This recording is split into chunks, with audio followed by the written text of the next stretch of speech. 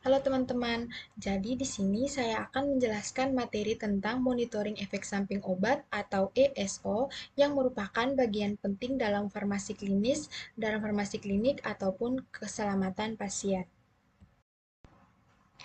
Nah, pertama-tama kita harus ketahui terlebih dahulu apa itu ESO. Jadi, efek samping obat atau ESO itu adalah respon yang bersifat berbahaya atau tidak diinginkan dan muncul pada penggunaan obat dengan dosis normal, baik untuk terapi, diagnosis, maupun pencegahan penyakit. Nah, ESO ini terbagi menjadi tiga jenis utama. Yang pertama itu ada side effect, yaitu efek yang dapat diprediksi dan berkaitan dengan mekanisme kerja obat, contohnya itu sedasi pada antihistamin. Yang kedua itu ada reaksi alergi, itu yang melibatkan sistem imun dan tidak tergantung dosis seperti anafilaksis pada penisilin. Nah, untuk jenis yang ketiga itu ada reaksi idiosinkrasi, yaitu respon yang tidak normal dan tidak dapat diprediksi. Biasanya itu terkait faktor genetik seperti hemilosis pada pasien dengan defisiensi G6PD. Nah, materi selanjutnya itu ada klasifikasi Rawlins-Thomson. Nah, ESO ini juga diklasifikasikan berdasarkan Rawlins-Thomson menjadi tipe A sampai F.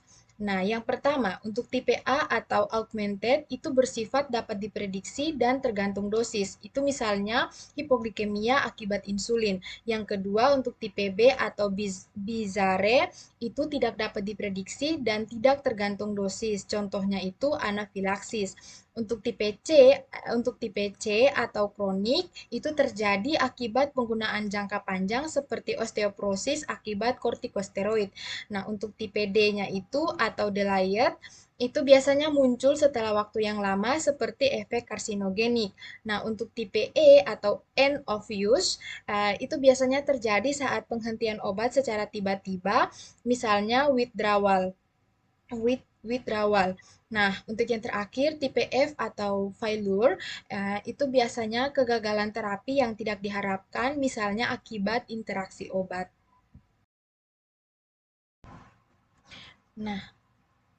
Nah, selanjutnya itu adalah algoritma Naronja. Nah, algoritma ini itu digunakan untuk menentukan hubungan kausal antara obat dan efek samping berdasarkan sistem skor.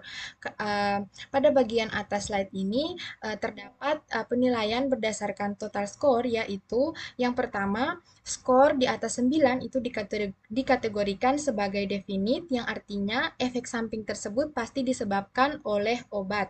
Nah, yang kedua itu skor 5 sampai 8 itu termasuk probable, yaitu kemungkinan besar disebabkan oleh obat.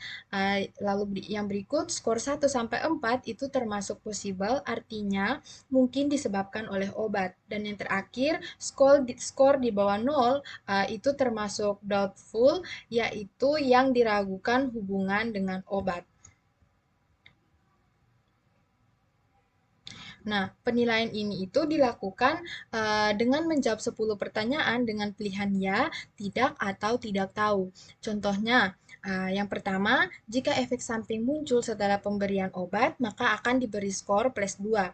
Contoh yang kedua itu, jika efek samping membaik setelah obat dihentikan, maka akan diberikan skor plus 1.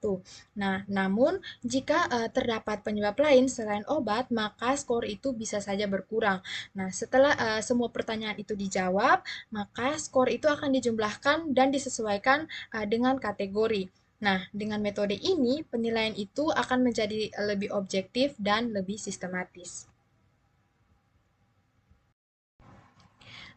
Selanjutnya itu ada high risk groups, yang dimana beberapa kelompok pasien itu memiliki risiko lebih tinggi mengalami efek samping. Yang pertama, untuk pasien geriatri, yaitu pasien usia lanjut yang sering mengalami polifarmasi dan juga penurunan fungsi organ. Yang kedua itu ada pasien pediatri, itu dikarenakan perbedaan farmakokinetik dan juga risiko kesalahan dosis. Yang ketiga itu ada pasien ibu hamil dan juga menyusui.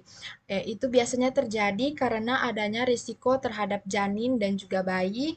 Dan yang keempat itu ada pasien dengan gangguan fungsi organ seperti ginjal, hati, ataupun jantung. Nah, pada kelompok ini itu diperlukan pemantauan yang lebih ketat untuk mencegah efek samping. Selanjutnya, saya akan menjelaskan tata cara pengisian formulir pelaporan efek samping obat dari BPOM.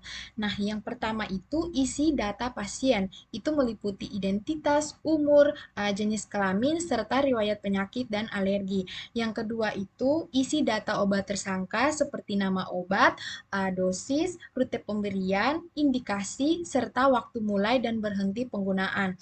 Yang ketiga, menjelaskan data efek samping obat yaitu mulai dari gejala yang muncul, waktu kejadian, tingkat keparahan, dan juga kondisi akhir pasien. Yang keempat itu cantumkan obat lain yang digunakan termasuk obat resep, obat bebas, maupun herbal untuk melihat kemungkinan interaksi.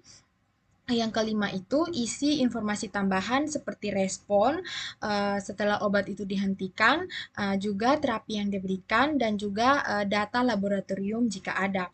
Lalu yang terakhir itu lengkapi identitas pelapor meliputi nama, profesi, instansi, dan juga tanggal pelaporan. Nah, pengisian formulir ini itu harus dilakukan dengan lengkap dan jelas karena setiap efek samping obat itu wajib dilapor ke BPOM untuk mendukung keselamatan pasien.